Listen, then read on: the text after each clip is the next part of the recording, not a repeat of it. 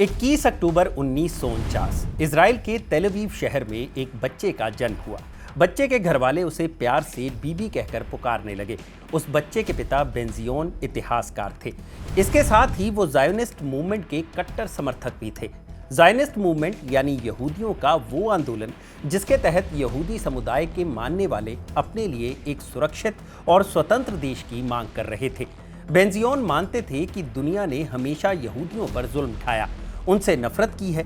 जहां जहां यहूदियों की आबादी थी उन्हें चुन चुन कर मारा गया। हिटलर ने अपनी नस्लवादी विचारधारा और यहूदियों के प्रति गहरी नफरत के कारण ही लाखों यहूदियों को गैस चैम्बरों में क्रूरता से मरवा दिया। बेंजियोन अक्सर बीबी और उसके भाई योनी को सामने बैठाकर यहूदियों के खिलाफ हुए अत्याचारों की कहानियां सुनाते थे। कहते थे कि यहूदियों को अपनी रक्षा खुद करनी होगी, तुम्हें कोई और बचाने नहीं आएगा। बेंजियोन अक्सर अपने बच्चों को फौज में जाने के लिए प्रेरित किया करते थे ताकि वो अपने मुल्क और अपने धर्म की सेवा कर सके। बेंजियोन चूंकि इतिहासकार थे तो उनकी तमन्ना थी कि इजराइल की किसी बड़ी यूनिवर्सिटी में उनकी नौकरी लग जाए, पर ऐसा ना हो सका। उन्हें बेहतर नौकरी की तलाश में अमेरिका का रुख करना पड़ा। वो वहीं एक यूनिवर्सिटी में इतिहास पढ़ाने लगे। उस वक्त बीबी की उम्र यही कोई 7 बरस की रही होगी। बीबी ने शुरुआती शिक्षा अमेरिका में ही हासिल की। धीरे धीरे बीबी अमेरिकी संस्कृति को अपनाने लगे। मातृभाषा भले ही हिब्रू थी, लेकिन अमेरिका में रहने के बाद अंग्रेजी पर ऐसी पकड़ हुई कि सामने वाला अगर आंख बंद करके सुने तो पकड़ ही ना पाए कि कोई अमेरिकी बच्चा बोल रहा है या कोई इजरायली। एक्सेंट हूबहू किसी नेटिव अमेरिकन जैसा था। पिता बेंजियोन इजराइल और इसके इतिहास को लेकर जो बातें बताते थे, बीबी उन्हें ध्यान से सुनता था। धीरे धीरे उसके जहन पर ये बातें असर करने लगी। एक बार की बात है, बीबी की उम्र यही कोई 18 साल रही होगी। उस वक्त इजराइल और अरब देशों के बीच जंग छिड़ गई। इधर बीबी के भीतर राष्ट्रवाद का जोश उबाल मारने लगा। ये वही जोश था जो उनके पिता ने उसके भीतर बचपन से ही बोया था। उसने सोचा कि अब वो इजरायली फौज ज्वाइन करेगा। उसने अपनी आगे की पढ़ाई छोड़ दी और फौज में शामिल हो गया। मकसद बस एक था, किसी भी सूरत में इजराइल की सुरक्षा। बीबी नाम का यह बच्चा कोई और नहीं बल्कि इजराइल के प्रधानमंत्री बेंजामिन नेतन्याहू थे। वही बेंजामिन नेतन्याहू जिनकी एक लीक्ड वीडियो अक्सर वायरल होती है, जिसमें वो कहते हैं कि फलस्तीनियों के ऊपर इतने दर्दनाक हमले करने चाहिए कि इससे वो उबर ही ना पाएं। ऐसा हुआ भी। इजराइल ने जब गजा पर हमला किया तो सचमुच गजा आज भी उबर नहीं पाया। साल 2024 में इंटरनेशनल क्रिमिनल कोर्ट ने बेंजामिन नेतन्याहू के खिलाफ गिरफ्तारी का वारंट जारी किया, जिसमें उन पर गजा में भुखमरी को हथियार के रूप में इस्तेमाल करने का आरोप लगाया गया। कोर्ट का कहना था कि नेतन्याहू ने गजा में खाने पीने की चीजें पहुंचने से रोकी, जो हजारों लोगों की मौत की वजह बनी। किस्सा के इस एपिसोड में सुनाएंगे आपको बेंजामिन नेतन्याहू की जिंदगी से जुड़ी पूरी कहानी। कैसे अमेरिका में पला बड़ा एक लड़का इजराइल की फौज में शामिल हुआ और फिर कैसे उसके भाई की मौत ने उसके लिए राजनीति की सीढ़ी तैयार कर दी। पैलेस्टीनियन लिबरेशन ऑर्गेनाइजेशन PLO के चीफ यासिर अराफात, जिन्हें बेंजामिन नेतन्याहू कभी चीख चीख कर आतंकवादी बोला करते थे, आखिर ऐसा क्या हुआ कि नेतन्याहू उन्हीं से हाथ मिलाने को मजबूर हो गए। जानेंगे ओबामा और नेतन्याहू के बीच की तकरार की पूरी कहानी। नेतन्याहू की उस डार्क साइड की भी बात होगी जिसके चलते उन पर भ्रष्टाचार के आरोप लगे। बात फिलिस्तीन और गजा की भी करेंगे और फिर कैसे नेतन्याहू की सरकार में हिजबुल्लाह के पेजर्स और वॉकी टॉकी डिवाइस को उड़ाया गया।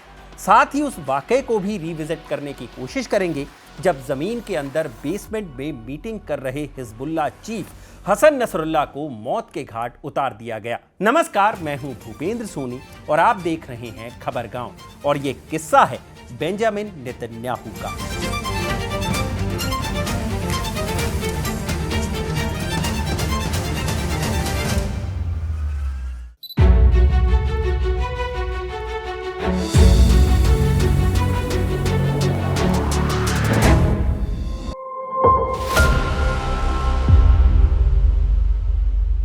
साल 1967 जून का महीना चल रहा था।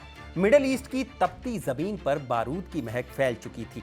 इजराइल और उसके 3 पड़ोसी देश इजिप्ट, जॉर्डन और सीरिया एक ऐसी जंग में उलझ गए जो चली तो सिर्फ 6 दिन, लेकिन इसका असर दशकों तक महसूस किया जाता रहा। इतिहास ने इसे नाम दिया 6 डे वॉर। लेकिन सवाल ये कि क्या यह जंग अचानक से शुरू हुई थी? नहीं, इसके पीछे एक लंबा, उलझा हुआ और खून से रंगा हुआ इतिहास था। वो इतिहास जो साल 1917 में लिखा गया था, जब पहले विश्व युद्ध के बाद ब्रिटेन ने इस पूरे इलाके को अपने कब्जे में ले लिया। नाम ब्रिटिश मैंडेट फिलिस्तीन। यहाँ सबसे बड़ी आबादी अरब मुसलमानों की थी, लेकिन यहूदी, ईसाई और अन्य समुदाय भी यहाँ आकर बसे थे। यहूदी मानते थे कि यरूशलेम की जमीन पर उनके पवित्र राजा किंग सोलोमन ने एक टेंपल बनवाया था, जो उनकी आस्था की सबसे बड़ी निशानी था, जिसे तोड़ दिया गया। इसी दौरान ब्रिटेन में बैठी सरकार को एक पत्र लिखा गया। 2 नवंबर 1917 को जारी इस पत्र में यह वादा किया गया था कि फिलिस्तीन की जमीन पर यहूदियों के लिए एक राष्ट्रीय घर बनाया जाएगा, जिसे बाल्फोर डिक्लेरेशन का नाम दिया गया। फिर क्या था, दुनिया भर से यहूदी यहां आने लगे। खासकर 1930 के दशक में जब जर्मनी में हिटलर ने यहूदियों के ऊपर जुल्म किया, तो भारी संख्या में यहूदी फिलिस्तीन का रुख करने लगे। फिलिस्तीनी अरबों के लिए ये सब कुछ बर्दाश्त से बाहर था। उन्हें लगने लगा कि उनकी जमीन छीनी जा रही है, उनका भविष्य उनके हाथ से फिसलता जा रहा है। तनाव बढ़ा और देखते ही देखते यहूदी फिलिस्तीनी टकराव आम हो गया। इधर वर्ल्ड वॉर 2 के बाद अंग्रेजी हुकूमत कमजोर पड़ने लगी थी। सरकार चला पाना एकदम मुश्किल हो चुका था। लिहाजा जहां जहां उसकी हुकूमत थी, वहां वहां से बोरिया बिस्तर बांधकर अंग्रेज अपने देश लौटने लगे। फिलिस्तीन में बढ़ते संघर्ष से परेशान होकर ब्रिटेन ने यह मसला संयुक्त राष्ट्र के हवाले कर दिया। 1947 में यूएन ने एक प्रस्ताव रखा। यह प्रस्ताव था फिलिस्तीन को 2 हिस्सों में बांटने का, जिसे 2 स्टेट सॉल्यूशन का नाम दिया गया। एक यहूदी देश यानी इजराइल और दूसरा अरब देश यानी फिलिस्तीन। यहूदियों ने प्रस्ताव मान लिया, लेकिन फिलिस्तीनियों और पड़ोसी अरब देशों ने इसे सिरे से खारिज कर दिया। 14 मई 1948 को जैसे ही ब्रिटिश शासन खत्म हुआ, यहूदी नेताओं ने इजराइल की आज़ादी का ऐलान कर दिया। अगले ही दिन इजिप्ट, जॉर्डन, सीरिया, लेबनान और इराक ने मिलकर इजराइल पर अटैक कर दिया। ये थी 1948 की अरब इजराइल जंग। इजराइल ने ना सिर्फ खुद को बचाया, बल्कि संयुक्त राष्ट्र ने जो सीमा तय की थी, उससे ज्यादा जमीन पर कब्जा भी कर लिया। इस जंग के बाद लाखों फिलिस्तीनी अपने घरों से बेघर हो गए। वो शरणार्थी बनकर पड़ोसी देशों की सरहदों में कैद हो गए। पलायन की इस पूरी घटना को नकबा के नाम से जाना जाता है। नकबा एक अरबी शब्द है जिसका अर्थ होता है कयामत या कहीं तबाही। खैर, ये जंग की बस शुरुआत थी। ये तनाव आने वाले सालों में भी बरकरार रहा। साल 1964 में बना पीएलओ यानी पैलेस्टीनियन लिबरेशन ऑर्गेनाइजेशन। ये फिलिस्तीनियों की आवाज बन गया। 1967 तक माहौल फिर से बारूद की तरह गर्म हो चुका था। इजिप्ट ने इजरायली जहाजों के लिए एक अहम समुद्री रास्ता स्ट्रेट्स ऑफ टायरन को बंद कर दिया। सीरिया और जॉर्डन की सीमाओं पर भी तनाव बढ़ गया। सड़कों पर नारे गूंज रहे थे, यहूदियों को मारो, उन्हें यहां से भगाओ। उस वक्त अमेरिका में 18 साल का बीबी इन खबरों को सुन रहा था। माहौल देखकर लग रहा था कि जंग अब बस शुरू ही होने वाली है। 5 जून 1967 को इजराइल ने एक चौंका देने वाला कदम उठाया। उसने इजिप्ट, जॉर्डन और सीरिया पर एक साथ हमला बोल दिया। जंग 6 दिनों तक चली, जिसे 6 डे वॉर के नाम से जाना जाता है। महज 6 दिनों में इजराइल ने इजिप्ट से गजा पट्टी और सिनाई पेनिनसुला, जॉर्डन से वेस्ट बैंक और पूर्वी यरूशलेम और सीरिया से गोलन हाइट्स छीन लिया। इस जंग ने नेतन्याहू के दिमाग पर गहरा असर डाला। उसे अपने पिता की बातें याद आ रही थी। इजराइल के लिए तुम्हें खुद ही खड़ा होना होगा, कोई दूसरा तुम्हारे देश को बचाने नहीं आएगा। बेंजामिन नेतन्याहू के मन में फिलिस्तीन और पीएलओ के लिए नफरत भर चुकी थी। वो फौज में शामिल होकर इजराइल की रक्षा करना चाहते थे। पिता भी यही चाहते थे कि बेटा देश का रक्षक बने। कहा यह भी जाता है कि उस वक्त 18 साल के नौजवानों को इजरायली सेना में शामिल होना अनिवार्य था। यही वजह थी कि बेंजामिन नेतन्याहू और उनके भाई योनी नेतन्याहू ने इजराइल लौटने का फैसला किया। उस वक्त वो अमेरिका के मैसाचुसेट्स इंस्टीट्यूट ऑफ टेक्नोलॉजी यानी MIT में आर्किटेक्चर की पढ़ाई कर रहे थे। उन्होंने अपनी पढ़ाई बीच में ही छोड़ दी और इजरायली डिफेंस फोर्स IDF की साइरेट मटकल यूनिट में शामिल हो गए। साल 1972 के मई महीने की बात है। इजराइल जा रही एक फ्लाइट को पैलेस्टीनियन मिलिटेंट्स ने हाईजैक कर लिया। प्लेन में काफी लोग सवार थे। इजरायली सेना ने इस घटना से निपटने की जिम्मेदारी साइरस मटकल के जवानों को सौंपी। इसमें बेंजामिन नेतन्याहू भी शामिल थे। सेना के जवानों को मैकेनिक की ड्रेस में हथियार को छुपाकर प्लेन के पास पहुंचना था। वो पहुंचे भी। हाईजैकर्स को लगा कि वाकई में ये कोई मैकेनिक है जो प्लेन का निरीक्षण करने आए हैं। बेंजामिन और उनके दोस्त प्लेन के भीतर घुसे और हाईजैकर्स पर धावा बोल दिया। 2 चरमपंथियों को वहीं मार गिराया गया। नेतन्याहू के एक दोस्त ने गोली चलाई, लेकिन वो सामने आ गए। गोली उनके हाथ पर लगकर निकल गई। खून बहा, लेकिन ज्यादा कुछ नहीं हुआ। सभी पैसेंजर्स को सही सलामत बचा लिया गया। इसी साल बेंजामिन नेतन्याहू ने अमेरिका लौटने का फैसला किया। उन्होंने आर्किटेक्चर और मैनेजमेंट की पढ़ाई पूरी की। 1972 में ही उनकी पहली शादी हुई मिरियम विजमैन से। इसके बाद वो अमेरिका में ही नौकरी की तलाश करने लगे।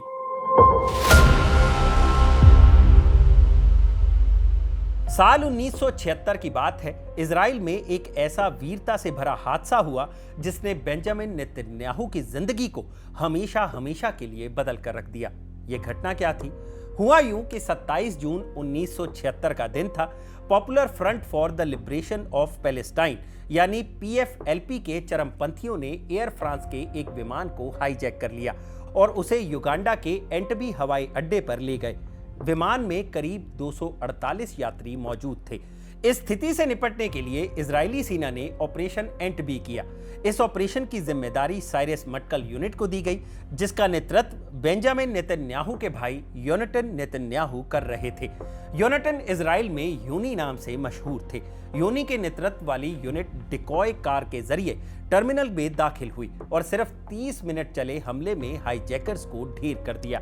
ऑपरेशन सफल रहा, बंधकों को बचा लिया गया, लेकिन इस अभियान के दौरान योनी की मौत हो गई। योनी पूरे इजराइल के लिए एक राष्ट्रीय हीरो बनकर उभरे।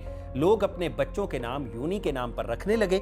इजरायली लोगों के लिए वो एक मिसाल बन चुके थे। लेकिन योनी की मौत ने बेंजामिन नेतन्याहू और उनके परिवार को भीतर तक तोड़ दिया। लेकिन एक मायने में देखा जाए तो योनी की शहादत ही बेंजामिन नेतन्याहू के आने वाले राजनीतिक जीवन की आधारशिला बनी। बेंजामिन नेतन्याहू ने अपने भाई योनी की चिट्ठियों को संकलित कर एक किताब प्रकाशित की, जिसका नाम था self portrait of a hero, the letters of Jonathan Netanyahu. वो टेलीविजन पर अपने भाई की बहादुरी की कहानियां सुनाने लगे। धीरे धीरे लोग नेतन्याहू की जिंदगी के बारे में भी जानने लगे। कैसे एक लड़का अपनी पढ़ाई छोड़कर अपने मुल्क की सेवा के लिए इजराइल लौटा और सेना में शामिल हो गया। वीडियो की शुरुआत में भी मैंने बताया था कि बेंजामिन नेतन्याहू की अंग्रेजी भाषा पर बेहतरीन पकड़ थी।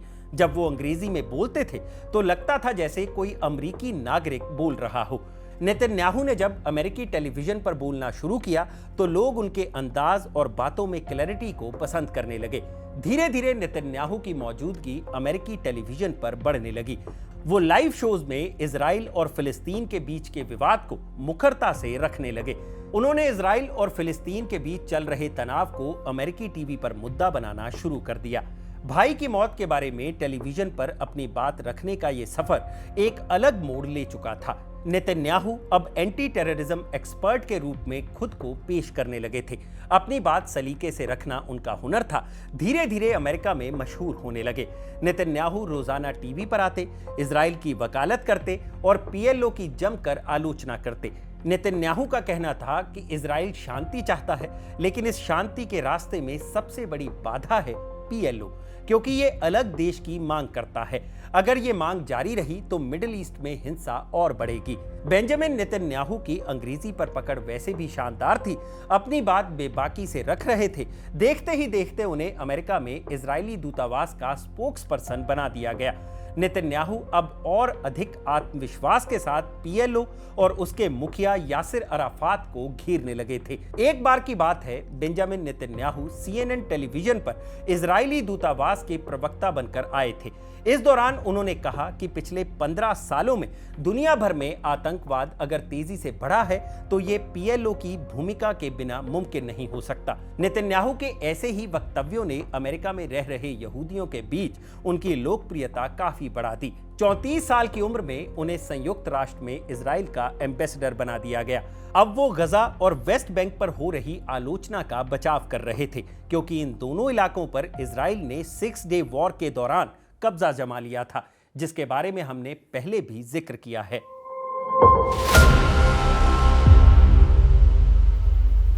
साल था 1988। बेंजामिन नेतन्याहू ने संयुक्त राष्ट्र में इजराइल के एम्बेसडर पद से इस्तीफा दे दिया और इजराइल लौट आए। इजराइल लौटते ही उन्होंने लिकुड पार्टी ज्वाइन की, जो दक्षिणपंथी विचारधारा और इजराइल की सुरक्षा को प्राथमिकता देने के लिए जानी जाती थी। 1988 के आम चुनाव में नेतन्याहू ने पहली बार चुनाव जीता और इजरायली संसद पहुंचे। पार्टी के भीतर उनकी लोकप्रियता तेजी से बढ़ी, जिसके पीछे की वजह थी उनका कम्युनिकेशन स्किल, अमेरिका में हासिल अनुभव और आतंकवाद के खिलाफ मुखर होकर बोलना। जैसे जैसे साल आगे बढ़ रहा था, इजराइल की राजनीति नेतन्याहू की सोच से बिल्कुल अलग दिशा में बढ़ रही थी। इजराइल अब जंग नहीं बल्कि शांति की बात कर रहा था। अरब देशों के साथ समझौते की बातें चल रही थी। उस वक्त इजराइल के प्रधानमंत्री थे यित्ज़हाक राबिन। राबिन 1967 जंग के हीरो भी रह चुके थे। उधर फिलिस्तीन और पीएलओ का प्रतिनिधित्व कर रहे थे यासिर अराफात। उस वक्त अमेरिका के राष्ट्रपति थे बिल क्लिंटन। क्लिंटन इजराइल और पीएलओ के बीच समझौता कराने की कोशिश कर रहे थे। कोशिश कामयाब हुई। राबिन और यासिर अराफात व्हाइट हाउस पहुंचे। इस दिन एक समझौते पर हस्ताक्षर होने वाले थे, जिसका नाम था ओस्लो अकॉर्ड, जिसके मुताबिक इजराइल ने साल 1967 की जंग में जिन इलाकों पर कब्जा किया था, वो इलाके फिलिस्तीन को दोबारा लौटाने थे। ये पहला मौका था जब इजराइल और पीएलओ ने एक दूसरे को मान्यता देना शुरू किया। इस अकॉर्ड का मकसद था इजराइल और फिलिस्तीन के बीच शांति को स्थापित करना। इस मुलाकात के दौरान का भी एक दिलचस्प किस्सा है। राबिन ने क्लिंटन से कहा था कि अराफात मुलाकात के दौरान उस तरह के ड्रेस कोड में नहीं आएंगे जिस तरह वो नजर आते थे। साथ ही वो अपनी बंदूक भी नहीं लेकर आ सकते, जो वो अपनी कमर में अक्सर खोस कर चलते हैं। एक और दिलचस्प किस्सा है। ओस्लो अकॉर्ड पर हस्ताक्षर के दौरान क्लिंटन ने राबिन से कहा था कि वो यासिर अराफात से हाथ जरूर मिलाए। ऐसा लग रहा था मानो राबिन पर कयामत टूट पड़ी हो। एक वक्त था जब यासिर अराफात को वो आतंकवादी मानते थे, आज उसी से हाथ मिलाना था। राबिन ने क्लिंटन से कहा, ठीक है, लेकिन मैं उसे किस नहीं करूंगा। अरब देशों में एक परंपरा है कि जब कोई एक दूसरे से मिलता है तो पहले हाथ मिलाते हैं, फिर गले लगते हैं और फिर एक दूसरे को किस करते हैं। इस मोमेंट को कैद करने के लिए पत्रकार काफी बेचैन थे। वो इस शॉट को हर मुमकिन तरीके से कैप्चर करना चाहते थे। इंतजार की घड़ी खत्म हुई। दोनों नेताओं ने मीडिया के सामने भाषण दिया। 13 सितंबर 1993 को ओस्लो अकॉर्ड पर हस्ताक्षर हुए। अब बारी थी हैंडशेक की। दोनों ने हाथ मिलाया। सामने क्लिंटन खड़े थे। यह तस्वीर दुनिया के लिए आइकॉनिक बन गई। लेकिन सवाल अब भी था, क्या ये एग्रीमेंट दोनों पार्टियों के बीच शांति बनाए रख पाएगा या नहीं। इधर बेंजामिन नेतन्याहू राइट विंग सियासत की जमीन तैयार करने में व्यस्त थे। उन्होंने ऐसे लोगों में पैठ बनाने की कोशिश की जो काफी धार्मिक थे, जो यहूदी कौम और इजराइल की रक्षा के लिए कुछ भी कर गुजरने को तैयार थे। नेतन्याहू ने जिस गुट को तैयार किया था, वो अब ओस्लो समझौते के खिलाफ प्रदर्शन करने के लिए सड़कों पर उतर आया था। ये गुट पीएलओ को एक आतंकवादी संगठन मानता था। ऐसे में ओस्लो समझौते और यासिर अराफात से हाथ मिलाना उन्हें बर्दाश्त नहीं हुआ। देखते ही देखते प्रदर्शन तेज होता गया। हजारों की संख्या में लोग सड़कों पर उतर गए। प्रधानमंत्री राबिन को लेकर लोगों का गुस्सा काफी बढ़ चुका था। पोस्टरों में उन्हें नाजी की ड्रेस में दिखाया जाने लगा, जिसमें उनके सर पर वही पगड़ी थी जो अराफात पहना करते थे। इजराइल में राइट विंग राजनीति को साधने वाली पार्टी थी लिकुड पार्टी। जब दक्षिणपंथियों का गुस्सा सड़कों पर फूटने लगा, उस दौरान लिकुड पार्टी ने बेंजामिन नेतन्याहू को अपना चेहरा बना दिया। प्रदर्शन के केंद्र में नेतन्याहू थे। उनके भाषणों में राबिन के खिलाफ गुस्सा था। वो यासिर अराफात को हत्यारा कह रहे थे। वो ऊंचे मंच से भाषण दे रहे थे और नीचे खड़ी भीड़ उनकी बातों पर शोर मचा रही थी।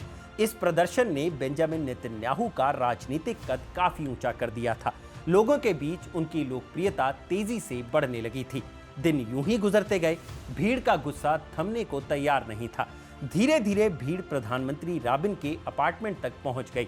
बढ़ते गुस्से के बीच राबिन ने भीड़ को शांत करने का एक अलग तरीका अपनाया। उन्होंने करीब 1 लाख से ज्यादा अपने समर्थकों की भीड़ इकट्ठा की। इस गैदरिंग में शांति के गीत गाए गए। राबिन ने देश में शांति की अपील की, लेकिन कुछ ही वक्त में इजराइल की सियासत एक नया मोड़ लेने वाली थी। सभा समाप्त हुई, राबिन मंच से उतरकर बाहर जा रहे थे, तभी पीछे से एक नीली टी शर्ट पहने आदमी उनका पीछा कर रहा था। राबिन थोड़ी दूर ही चले थे कि उसने पिस्टल निकाली और उनकी पीठ पर 3 गोलियां चलाई। राबिन वहीं पर ढेर हो गए। ये तारीख थी 4 नवंबर 1995। राबिन की इस हत्या का इल्जाम बेंजामिन नेतन्याहू पर लगने लगा। कहा जाने लगा कि उन्होंने ही भीड़ को उकसाया, जिसकी वजह से राबिन की हत्या हुई। लोग नारे लगाने लगे, बीबी तुम्हारे हाथों पर राबिन के खून का धब्बा है। इस हत्या ने नेतन्याहू के राजनीतिक करियर को लगभग खत्म कर दिया था। उनकी लोकप्रियता अब धीरे धीरे घटने लगी थी। राबिन की हत्या के बाद इजराइल में चुनाव होने वाले थे। राबिन के बाद उनकी पार्टी का नेतृत्व शिमोन पेरेस कर रहे थे। उनके सामने चुनाव में खड़े थे बेंजामिन नेतन्याहू। उस वक्त के माहौल को देखते हुए ऐसा लग रहा था जैसे शिमोन आसानी से चुनाव जीत जाएंगे। उस समय के अमेरिकी राष्ट्रपति बिल क्लिंटन भी चाहते थे कि शिमोन ये चुनाव जीते। क्लिंटन ने शिमोन के लिए चुनाव प्रचार तक किया था। राबिन की हत्या के 1 हफ्ते बाद हुए चुनावी सर्वे में नेतन्याहू शिमोन से काफी पीछे चल रहे थे। सबको लग रहा था कि नेतन्याहू का राजनीतिक करियर अब पूरी तरह समाप्त हो चुका है। लेकिन चुनाव से ठीक पहले यरूशलेम की एक बस नंबर 18 में सीरियल बम धमाके हुए, दर्जनों लोग मारे गए। इसकी जिम्मेदारी फिलिस्तीनी चरमपंथी संगठन हमास ने ली। ओस्लो समझौते के तहत जो शांति की बात की गई थी, उसका मजाक बन चुका था। इस घटना के सिर्फ 6 दिन बाद उसी बस नंबर 18 में एक और धमाका हुआ। फिर से दर्जनों लोगों की जान गई। 1 हफ्ते के अंदर ही 4 और जगहों पर बमबारी हुई। करीब 59 लोग मारे गए और 100 से ज्यादा घायल हुए। इन 2 हफ्तों के भीतर हुए करीब 6 हमलों ने ओस्लो समझौते की धज्जियां उड़ा दी थी। लोग एक बार फिर बदले की बात करने लगे थे। उन्हें बेंजामिन नेतन्याहू की बातें याद आने लगी थी, जो ओस्लो समझौते की मुखालफत कर रहे थे। इस बम धमाके की घटनाओं ने नेतन्याहू की राजनीति को नया मोड़ दे दिया था। लोगों के बीच उनकी विश्वसनीयता फिर से बढ़ने लगी थी। शिमोन पेरेस के खिलाफ प्रदर्शन होने लगे। इजरायली लोगों में इतना गुस्सा भर चुका था कि राबिन के कातिल यिगाल आमिर को कुछ लोग सही ठहराने लगे थे। बेंजामिन नेतन्याहू ने इस मौके को बिना गवाए एक राजनीतिक मोड़ दे दिया। भाषणों में वो कहने लगे, मैं सैन्य पृष्ठभूमि से आता हूं, मैं इन बम धमाकों को रोकूंगा और जिसने इसे अंजाम दिया है उससे बदला लूंगा। चुनाव हुए, नतीजा बेंजामिन नेतन्याहू के पक्ष में गया। इस तरह नेतन्याहू 18 जून 1996 की तारीख को इजराइल के प्रधानमंत्री बन चुके थे।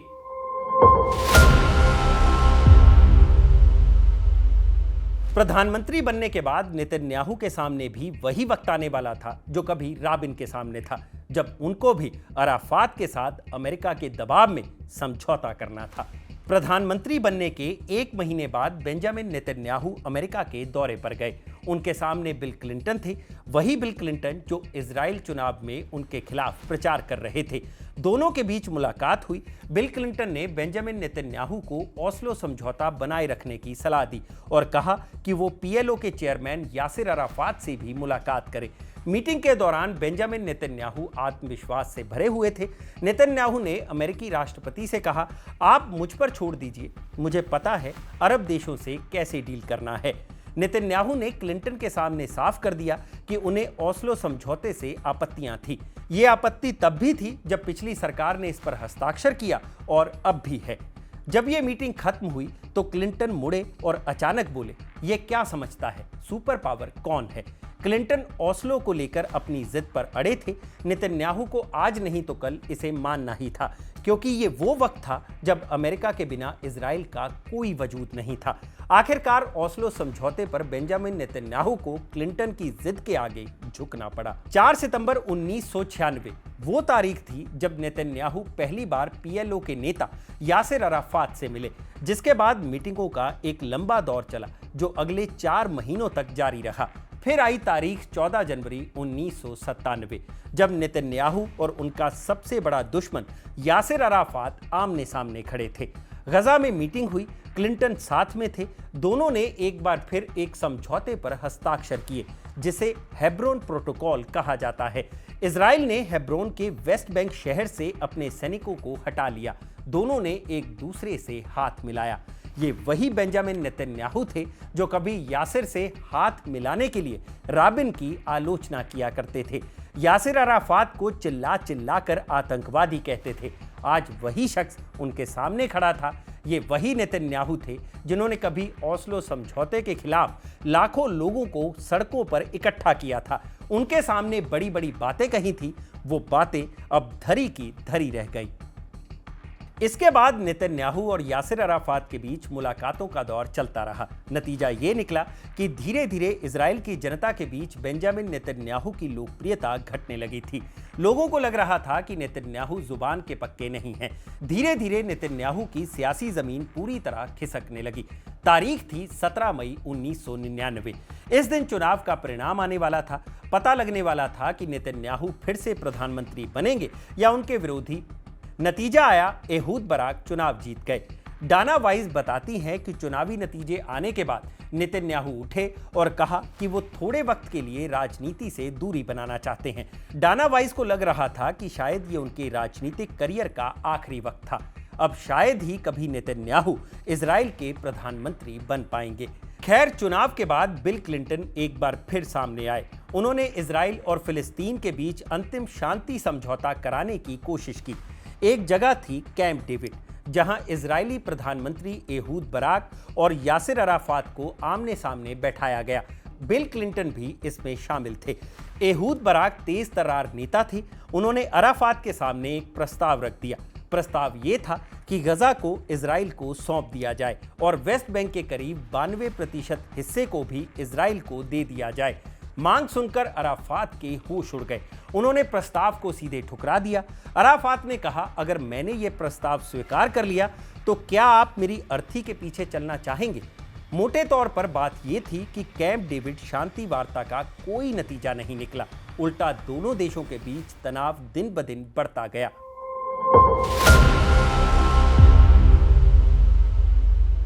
2009 आते आते बेंजामिन नेतन्याहू की सियासत फिर से चमक उठी। इजराइल में हुए चुनाव में वो दूसरी बार प्रधानमंत्री चुने गए। उसी साल अमेरिका में बराक हुसैन ओबामा पहले ब्लैक प्रेसिडेंट बने। उम्मीद और बदलाव का चेहरा, लेकिन दोनों की सोच जुदा थी। ओबामा उदार विदेश नीति और मिडिल ईस्ट में संतुलन के हिमायती थे, जबकि नेतन्याहू सुरक्षा केंद्रित नीतियों और ग्रेटर इजराइल के सपने पर अडिग थे। इन दो नेताओं की मुलाकात ने एक ऐसी कहानी लिखी जिसमें वादे थे, टकराव था और शांति एक बार फिर से खो जाने वाली थी। ओबामा ने सत्ता संभालते ही ऐलान किया कि अमेरिका मुस्लिम देशों से रिश्ते सुधारेगा। 4 जून 2009 को काहिरा यूनिवर्सिटी में भरे हॉल में उन्होंने कहा, अमेरिका फिलिस्तीनियों की वैध आकांक्षाओं को नजरअंदाज नहीं करेगा। वो फिलिस्तीन को सम्मान और इजराइल को सुरक्षा दोनों देना चाहते थे, लेकिन नेतन्याहू संतुलन नहीं, अपने हक में स्पष्टता चाहते थे। मई 2009 में व्हाइट हाउस में ओबामा और नेतन्याहू की पहली मुलाकात हुई। ओबामा ने दो टूक कहा, वेस्ट बैंक में यहूदी बस्तियों का विस्तार रुकना चाहिए, शांति 1967 की सीमाओं से शुरू होनी चाहिए। यह सुनकर नेतन्याहू हैरान रह गए। पहली बार किसी अमेरिकी राष्ट्रपति ने इजराइल से इतनी साफ साफ बात की थी। नेतन्याहू ने जवाब टाला, लेकिन अगली मुलाकात में वो तैयार दिखे। उन्होंने पलटवार किया और कहा कि 1967 की सीमाएं इजराइल की सुरक्षा के लिए अस्वीकार्य हैं। यहीं से तनाव शुरू हुआ, जो दो नेताओं के बीच तो था, मगर इसकी गूंज वॉशिंगटन से लेकर यरूशलेम तक सुनाई दी। ओबामा ने फिर एक चाल चली। 2009 में वो मिडिल ईस्ट के देशों की यात्रा पर गए, जिसमें शामिल थे सऊदी अरब, मिस्र, मगर उन्होंने इजराइल को छोड़ दिया। ये संदेश था, अमेरिका अब तुम्हारी शर्तों पर नहीं चलेगा। लेकिन नेतन्याहू चुप नहीं बैठे। मई 2011 में जब ओबामा ने फिर कहा कि शांति 1967 की सीमाओं पर आधारित होनी चाहिए, नेतन्याहू वॉशिंगटन पहुंचे। 20 मई 2011 को व्हाइट हाउस में उन्होंने ओबामा के सामने कहा, इजराइल उन सीमाओं पर नहीं लौट सकता। इतना ही नहीं, 24 मई 2011 को उन्होंने अमेरिकी कांग्रेस को संबोधित किया। उनके भाषण को 29 बार स्टैंडिंग ओवेशन मिला। एक विदेशी नेता अमेरिकी राष्ट्रपति की नीति को चुनौती दे रहा था और अमेरिकी सांसद तालियां बजा रहे थे। ओबामा के लिए ये अपमान से कम नहीं था। सवाल उठा, क्या ओबामा नेतन्याहू पर दबाव डालेंगे? अमेरिका इजराइल को हर साल 3.8 अरब डॉलर की सैन्य सहायता देता था। ओबामा इसे रोक सकते थे, मगर उन्होंने ऐसा नहीं किया। शायद वो टकराव से बचना चाहते थे या जानते थे कि इजरायली लॉबी और कांग्रेस की ताकत उनके फैसलों को बांधे हुए है। धीरे धीरे ओबामा पीछे हटे। नेतन्याहू हर मुलाकात के बाद मजबूर होते गए। वेस्ट बैंक में बस्तियां बनती रहीं, शांति प्रक्रिया ठंडी पड़ी और फिलिस्तीन फिर भुला दिया गया। ओस्लो अकॉर्ड का सपना जो इत्साक रॉबिन और यासिर अराफात ने देखा था, धुंधला पड़ गया। नेतन्याहू की नीतियों ने इजराइल को सैन्य ताकत बनाए रखा, मगर शांति की राह और जटिल हो गई। ये कहानी दो नेताओं की नहीं, बल्कि एक ऐसे क्षेत्र की है जहां आस्था, जमीन और सत्ता की जंग ने शांति को बार बार गुमनाम कर दिया।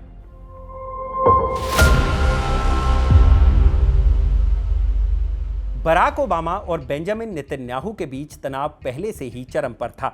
ओबामा की फिलिस्तीनी हितों को समर्थन देने वाली नीति नेतन्याहू को खटकती थी, जबकि नेतन्याहू की वेस्ट बैंक में यहूदी बस्तियां बसाने और फिलिस्तीन को लेकर सख्त रुख से ओबामा नाराज थे। लेकिन 2015 में एक नया तूफान खड़ा हुआ, ईरान न्यूक्लियर डील। यह टकराव न सिर्फ दो नेताओं बल्कि मिडिल ईस्ट की सियासत को हिलाने वाला था। ओबामा प्रशासन एक ऐतिहासिक कदम उठा रहा था, जिसके मुताबिक कहा गया कि joint comprehensive plan of action नाम की इस डील के तहत ईरान अपने परमाणु कार्यक्रम को सीमित करेगा, अंतर्राष्ट्रीय निरीक्षण स्वीकार करेगा और बदले में उस पर लगे आर्थिक प्रतिबंध हटाए जाएंगे। ओबामा का मानना था कि यह समझौता मिडिल ईस्ट में एक बड़ी जंग को टाल सकता है, लेकिन नेतन्याहू इसे इजराइल के लिए खतरा मानते थे। उनके लिए ईरान एक ऐसा दुश्मन था जो परमाणु बम बना सकता था, जिससे इजराइल का वजूद दांव पर लग जाता। इस विरोध को नेतन्याहू के एक कदम ने और ज्यादा भड़का दिया। नेतन्याहू ने 3 मार्च 2015 को अमेरिकी कांग्रेस को संबोधित किया। ये भाषण रिपब्लिकन पार्टी के नेता और तत्कालीन हाउस स्पीकर जॉन बोहनर के निमंत्रण पर हुआ और ओबामा प्रशासन को इसकी औपचारिक जानकारी तक नहीं दी गई थी। ये अमेरिकी कूटनीति में एक असामान्य और विवादास्पद कदम था, क्योंकि विदेशी नेता आमतौर पर राष्ट्रपति के परामर्श के बिना कांग्रेस को संबोधित नहीं करते। नेतन्याहू ने अपने भाषण में JCPOA की कड़ी आलोचना की और कहा कि ये डील ईरान को परमाणु बम की ओर ले जाएगी और मध्य पूर्व में उसके आतंक को बढ़ावा देगी। उन्होंने ये भी कहा कि यह समझौता इजराइल और वैश्विक सुरक्षा के लिए खतरनाक है। नेतन्याहू के भाषण को कांग्रेस में खूब समर्थन मिला, विशेष रूप से रिपब्लिकन सांसदों से, जिन्होंने बार बार स्टैंडिंग ओवेशन दिया। भाषण को 40 से अधिक बार तालियां मिली। ये ओबामा प्रशासन के लिए एक राजनीतिक झटका था, क्योंकि ये उनकी विदेश नीति की सार्वजनिक रूप से आलोचना थी।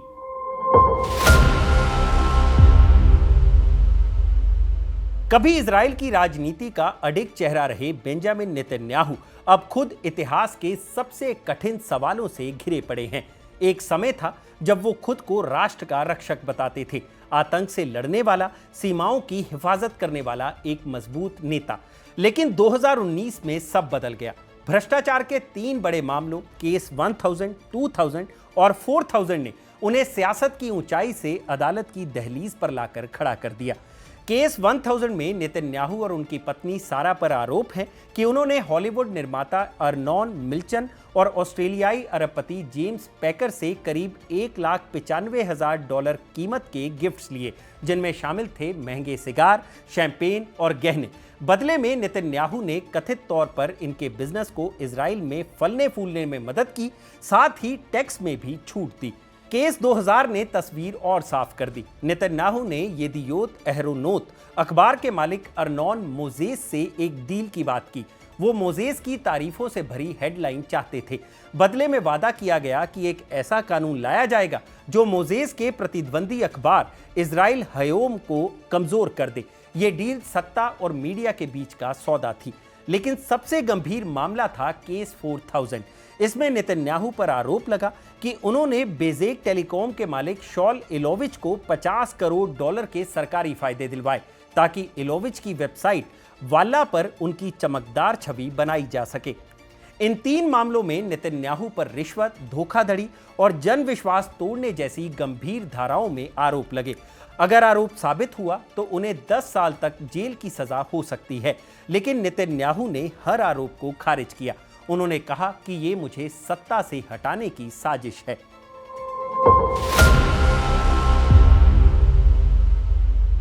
7 अक्टूबर 2023 का दिन इजराइल के लिए किसी काले दिन से कम नहीं था।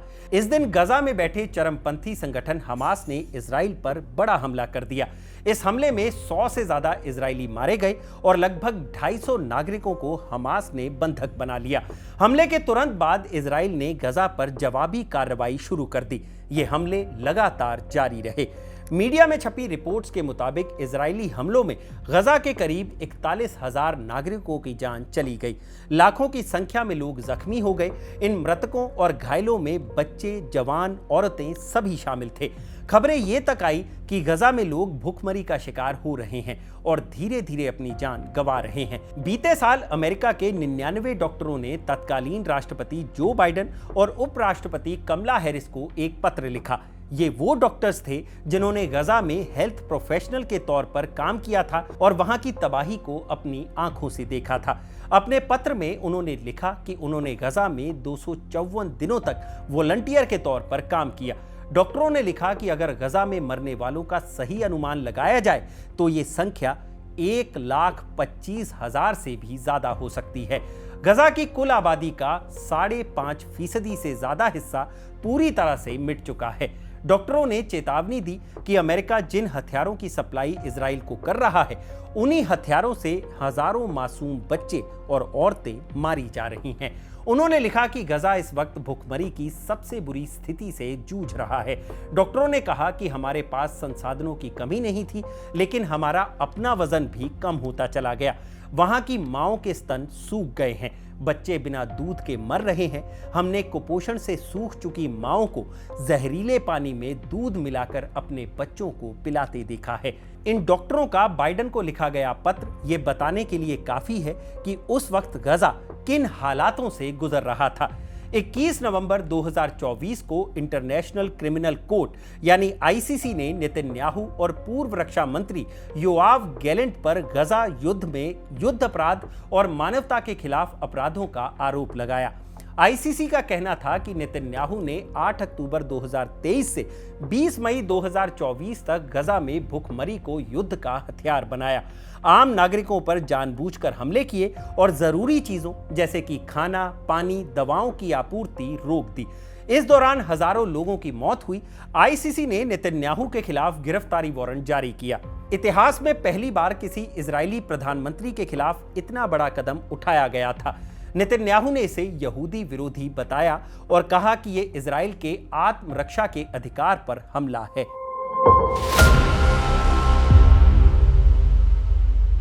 आखिर में 7 अक्टूबर की उस घटना पर भी नजर मार लेते हैं जिसने इजराइल को हमेशा हमेशा के लिए बदल कर रख दिया और साथ ही हमास के खात्मे की पटकथा भी लिखी, लेकिन इसमें हजारों आम नागरिक भी मारे गए। 7 अक्टूबर 2023 को हमास के गजा से इजराइल पर हमले ने मिडिल ईस्ट को हिलाकर रख दिया। अगले ही दिन 8 अक्टूबर को लेबनान से हिजबुल्लाह ने उत्तरी इजराइल पर हमले शुरू कर दिए। हिजबुल्लाह, हमास और यमन के हूती ये सभी ईरान के एक्सिस ऑफ रेजिस्टेंस का हिस्सा हैं, जिन्हें ईरान सैन्य और आर्थिक मदद देता है। इनका एक बड़ा मकसद है 1967 की सीमा के हिसाब से फिलिस्तीन को एक देश का दर्जा दिलाना, जिसके लिए ये इजरायली नागरिकों पर हमले से भी नहीं चूकते। 11 अक्टूबर को हिजबुल्लाह ने भारी तोपखाने, एंटी टैंक मिसाइलों और ड्रोन से इजराइल पर हमला बोला। खबरें फैली कि हिजबुल्लाह के 20 लड़ाके पैराग्लाइडर से इजराइल में घुस सकते हैं, जैसा हमास ने किया था। उत्तरी इजराइल में अलार्म बजे, लोग शेल्टर में भागे। बाद में पता चला कि ये टेक्निकल गलती थी, लेकिन हमास के हमले का डर ताज़ा था। इस खौफ से 96,000 लोग उत्तरी इजराइल छोड़कर अन्य शहरों में शिफ्ट हो गए। इजरायली प्रधानमंत्री बेंजामिन नेतन्याहू पर विपक्ष ने दबाव डाला। लोग कैंपों में रह रहे थे, नेतन्याहू ने वादा किया कि विस्थापित लोग जल्द घर लौटेंगे। इस बीच हिजबुल्ला और इजरायली सेना के बीच झड़पें जारी रहीं। इजराइल ने हिजबुल्ला के कमांडरों को निशाना बनाया, जिसका राज था पेगासस स्पाईवेयर। वो कैसे, इसे समझिए। हिजबुल्ला के जवान एक दूसरे से फोन पर बातचीत करते थे। इजराइल ने सबके फोन में पेगासस स्पाईवेयर इंस्टॉल कर दिया। आपको पता होगा, अक्सर पेगासस भारत में भी चर्चा में रहा है। बिना किसी परमिशन के ये आपके फोन में इंस्टॉल हो सकता है, जिसके जरिए फोन की सारी जानकारी सामने वाला हासिल कर सकता है। इसी का इस्तेमाल इजराइल ने हिजबुल्ला के लड़ाकों पर भी किया। उनकी लोकेशन ट्रैक की जाती और फिर उन पर गाइडेड मिसाइल से हमला कर दिया जाता। हिजबुल्ला के लड़ाकों को समझ नहीं आ रहा था कि आखिर ये मौतें हो कैसे रही हैं। फिर एक दिन हिजबुल्ला का उस वक्त का चीफ हसन नसरल्ला टेलीविजन पर आया। उसने कहा, ये फोन ही हमारा जासूस है। इसके कुछ दिनों बाद हिजबुल्ला के लड़ाके आपस में बातचीत के लिए आउटडेटेड डिवाइसेस जैसे कि पेजर और वॉकी टॉकी का इस्तेमाल करने लगे। बस यहीं से शुरू होती है इजराइल की वो कहानी जो उसे बाकी देशों से अलग बनाती है, जब फिल्मी तरीके से इजराइल ने पेजर बम के जरिए हिजबुल्ला के कई लड़ाकों को एक साथ मौत के घाट उतार दिया। पेजर और वॉकी टॉकी के इस्तेमाल की वजह से इजराइल के लिए हिजबुल्ला के लड़ाकों पर हमला करना मुश्किल हो गया, लेकिन इजराइल ने इसका भी रास्ता खोज निकाला। ये किस्सा बहुत दिलचस्प है। आप सोच भी नहीं सकते कि वॉकी टॉकी और पेजर जैसे डिवाइसेस में कैसे बम भरा गया होगा, जिसका इस्तेमाल उग्रवादियों को मारने में किया गया। हिजबुल्ला ने अपने लड़ाकों को पेजर देने के लिए ताइवान की एक कंपनी गोल्ड अपोलो को 5000 पेजर्स का ऑर्डर दिया था। इजराइल को इसकी जानकारी उसकी खुफिया एजेंसी के जरिए मिल गई। फिर इजराइल ने दिमाग लगाना शुरू किया। इजराइल के पास एक खुफिया एजेंसी है A200। इसका काम ही ऐसे मिशंस को अंजाम देना है।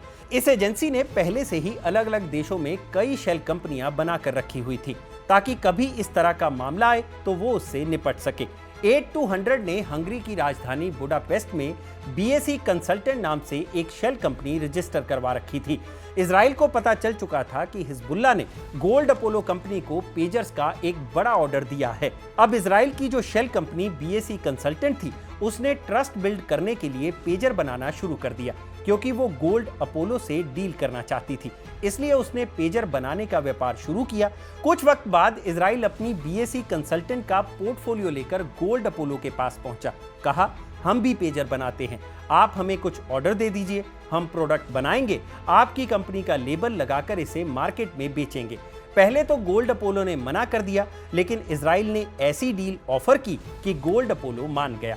अब सवाल ये था कि इन लोगों ने पेजर में बम कैसे फिट किया। यहाँ हमें सीन मूरहाउस को सुनना होगा, जो एक farmer British army bomb disposal officer रहे हैं। उनका कहना है कि आमतौर पर जो पेजर इस्तेमाल किया जाता है, उसमें 2 सेल लगे होते हैं। तो BAC कंसल्टिंग ने क्या किया होगा कि एक सेल से पेजर में पावर सप्लाई दे दी और दूसरे में बारूद भर दिया। पेजर मैन्युफैक्चर होकर हिजबुल्ला के कमांडरों के पास पहुंचता है, जो कि एक कम्युनिकेशन डिवाइस कम और बम ज्यादा था। इजराइल ने मौका देखकर 17 सितंबर 2024 को एक क्लिक से हजारों पेजरों को एक साथ उड़ा दिया। इस घटना में हिजबुल्ला के कई लड़ाके मारे गए और साथ ही कई आम लोगों की जान भी चली गई। करीब 2800 लोग घायल हो गए। अब इजराइल ने हिजबुल्ला के चीफ हसन नसरुल्ला को कैसे मारा, इसकी कहानी भी काफी दिलचस्प है। इजराइल ने हिजबुल्ला के भीतर एक खबरी बैठा रखा था, जो हसन नसरुल्ला की हर मूवमेंट को ट्रैक करता था। हसन नसरुल्ला पब्लिकली कभी नहीं दिखता था, इसलिए उसे मार गिराना इतना आसान नहीं था। खबरी ने इजरायली खुफिया एजेंसी को बताया कि हसन नसरुल्ला आज लेबनान के बेरूत शहर में एक अपार्टमेंट के बेसमेंट में मीटिंग करने वाला है। फिर क्या था, 27 सितंबर 2024 को इजराइल ने उस अपार्टमेंट पर हमला कर दिया। पूरी इमारत ताश के पत्तों की तरह ढह गई। हसन नसरुल्ला वहीं पर ढेर हो गया। हसन नसरुल्ला की मौत नेतन्याहू के लिए एक बड़ी जीत थी। मौत की खबर आने के बाद नेतन्याहू ने एक वीडियो जारी किया। इसमें उन्होंने हसन नसरुल्ला के पुराने बयान का जवाब दिया। नसरुल्ला ने एक वक्त इजराइल को मकड़ी का जाल कहा था। नेतन्याहू ने जवाब देते हुए कहा, हमारे दुश्मन सोचते थे कि हम कमजोर हैं, लेकिन हमारी नसें स्टील की हैं। तो ये थी बेंजामिन नेतन्याहू की अब तक की पूरी कहानी। इस कहानी को लिखा था मेरे साथी रब्बानी आजाद ने। आपको यह किस्सा कैसा लगा, हमें कमेंट सेक्शन में जरूर बताइएगा। और ऐसे ही जानकारी से भरे और किस्सा देखने के लिए सब्सक्राइब करें हमारा चैनल खबरगांव। शुक्रिया।